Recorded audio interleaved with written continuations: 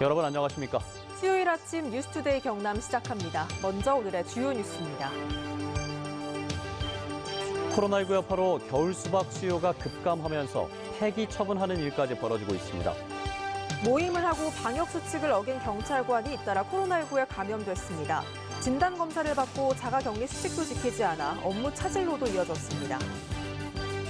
거제 한 동물병원에서 소규모 집단 감염이 또 발생하는 등 25명이 추가 확진됐습니다. 경남에선 전체 확진 환자의 43%가 12월에 집중되고 있습니다.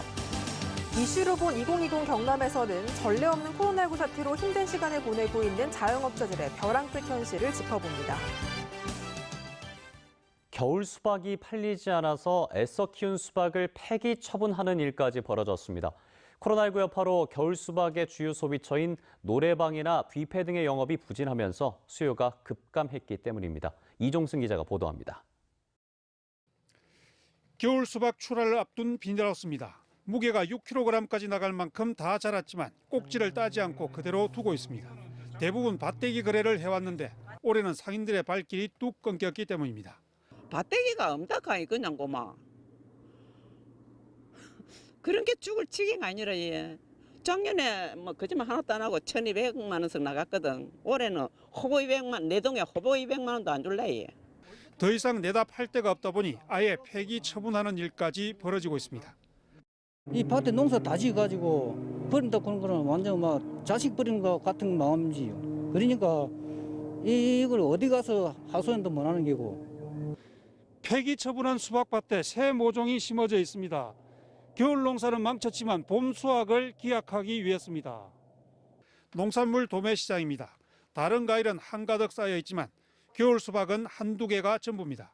수박 경매 시장도 활력을 잃었습니다. 코로나19가 확산되면서 겨울 수박의 주요 소비처인 노래방과 뷔페, 예식장 등의 영업이 부진하면서 경매 물량이 급감했습니다. 식당이라든지 유흥업소 그리고 2차 업소에 들어가야 되는데 그 물량이 주는 바람에 소비 식량도 줄어가지고 물량이 감소하고 가격도 낮은 걸로. 물량이 적으면 가격이 올라야 정상인데 올해 경매 가격은 6kg 기준으로 5, 6천 원 선으로 오히려 예년의 절반 수준까지 떨어졌습니다. 한편 함안을 비롯한 수박 주산지에서도 수박이 팔리지 않자 실시간 동영상 판매에 나서는 등 새로운 판매 전략 짜기에 고심하고 있습니다. MBC 뉴스 이종서입니다. 사천과 산청에서 경찰관이 잇따라 코로나19 양성 판정을 받았습니다. 사천의 경찰관은 검사를 받은 사실조차 제때 보고하지 않아 경찰서에 업무 차질까지 빚어지고 있습니다. 이준석 기자가 취재했습니다. 지난 20일 코로나19 양성 판정을 받은 사천경찰서 A경감의 감염 경로는 14일 사천의 한 식당에서 가진 동창회 모임입니다. 참석자 가운데 한 명이 16일 확진 판정을 받았지만 이 경찰관이 선별진료소를 찾은 건 이틀 뒤인 18일 오후 2시. 경찰서에는 검사를 받은 사실조차 보고하지 않고 사무실로 복귀합니다. 혹시 모를 감염을 막기 위해 결과가 나올 때까지 자가격리하라는 방역 기준을 어긴 겁니다. 지체계 기능으로 보고가 돼야 되는데 그게 좀 안 된 것 같아요. 보고가 됐다 하면 검사 결과 나올 때까지 자가격리 들어가고 이제 접촉자 그때부터 이제 파악이 빨리 됐을 텐데. 이 경찰관은 검사 당시 일상생활을 하라고 보건소 관계자가 안내했다고 해명한 것으로 알려졌지만 보건소 측의 설명은 다릅니다. 검사 받고 나면은 자택에 가서 결과 나올 때까지 자가하는 그게 원칙이지. 그런 안내도 하시는 거죠? 예, 맞습니다. 이로 인해 사천경찰서 직원 142명이 검사를 받았습니다. 모두 엄성 판정을 받았지만 2개 팀은 폐쇄됐고 접촉자 20명이 오는 31일까지 자가격리돼 업무 차질이 빚어지고 있습니다.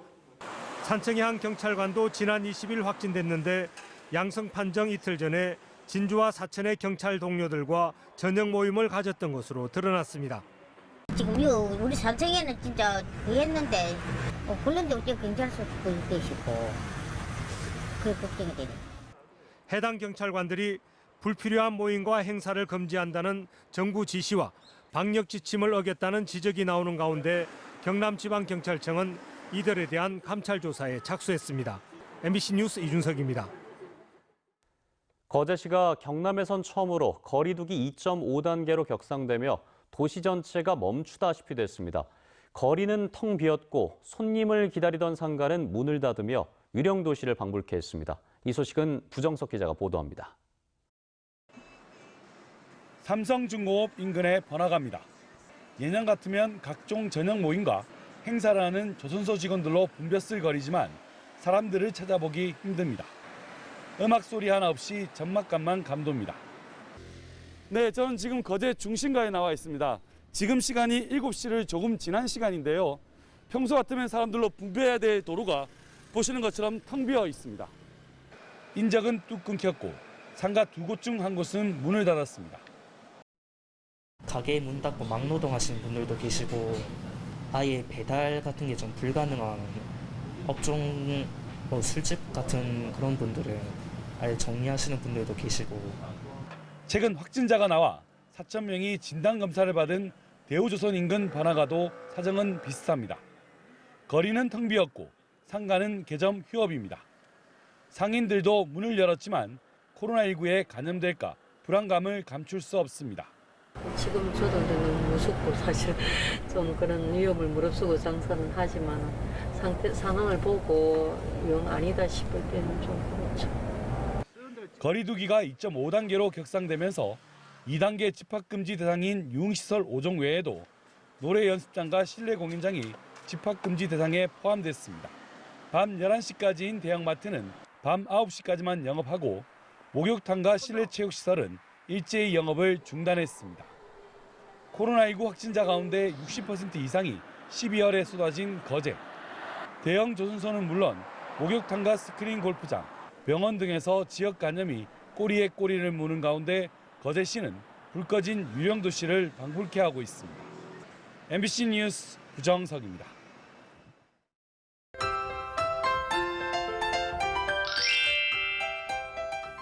오늘은 아침과 낮의 공기가 사뭇 다릅니다. 아침에는 내륙을 중심으로 영하 5도 안팎까지 떨어져 춥겠는데요.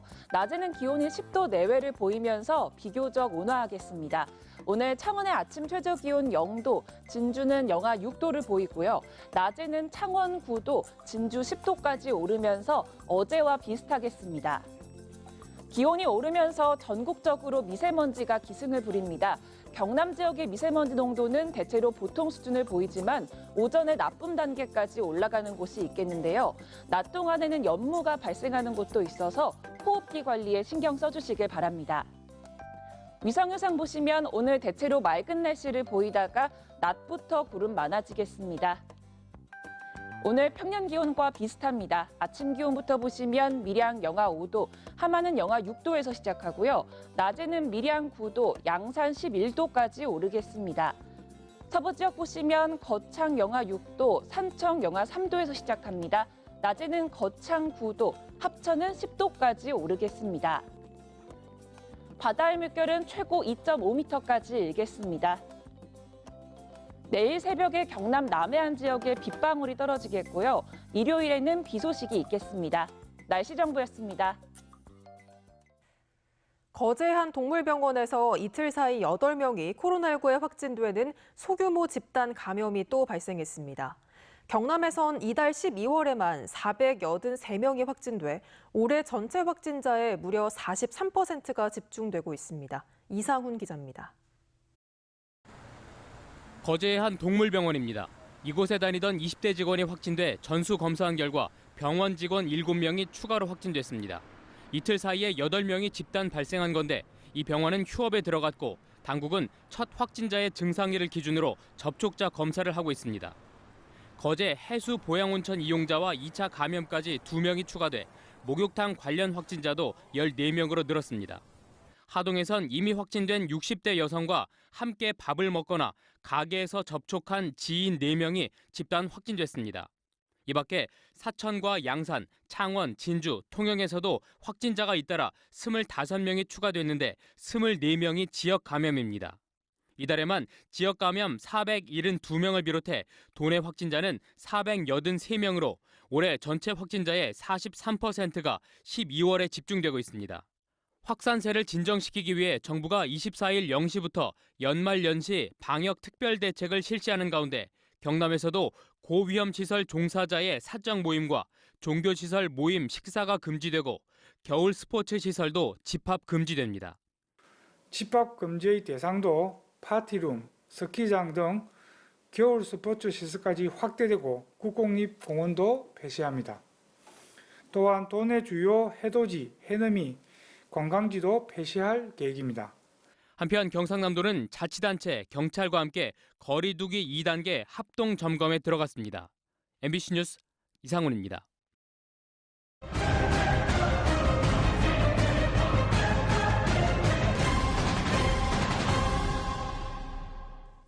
이슈로 본 2020 경남 그 두 번째 시간입니다. 전례 없는 코로나19 사태로 모두가 힘든 시간을 보내고 있지만 특히 더 힘든 한 해를 보낸 사람들은 아마 소상공인과 자영업자, 또 중소제조업체들일 텐데요. 반복되는 영업 제한과 사회적 거리 두기 탓에 매출은 바닥으로 떨어지고 희망조차 사라졌다고 말합니다. 문철진 기자입니다. 경남의 확진 환자가 늘기 시작한 지난 2월 말. 확진 환자가 다녀간 곳은 물론이고 주변 가게까지 이른바 낙인 효과로 문을 닫을 수밖에 없었습니다. 인건비는 계속 나가고 있잖아요, 사실은. 그래가지고 그런 부분 때문에 직원분들이 이제 무급휴직을 들어간 상황이고요. 신천지 교회발 팬데믹 이후 영업을 중단하는 가게들이 속출했고 정부의 소상공인 긴급대출 신청은 폭증했습니다. 큰 돈이 아니지만 그래도 뭐 한 몇 개월 분, 한 3개월 분 그 임대료는 되겠네. 긴급 재난지원금과 착한 임대인 운동 등으로 고비를 넘기나 싶었지만 이내 찾아온 2차, 3차 대유행. 강화된 사회적 거리 두기로 행사와 모임은 줄줄이 취소되고 밤 9시 이후에는 매장 영업도 할 수 없게 되면서 대부분의 소상공인들은 직격탄을 맞았습니다. 2m 아닌 뭐 3m 한다든지 해서 조금 조건을 까다롭게 해서 최소한의 영업을 해줘야만이 이 사람들이 생계 유지가 된단 말입니다. 1년간 영업시간을 줄이고 직원을 내보내며 근근히 견뎌왔지만 더 버틸 여력도 없습니다. 세금, 공과금, 인건비 등 주지를 못해서 지금 오늘 문을 닫을까 내일 문을 닫을까 하는 심정입니다. 사람들의 사회 활동이 줄면서 제조업체들도 고전을 면치 못했습니다.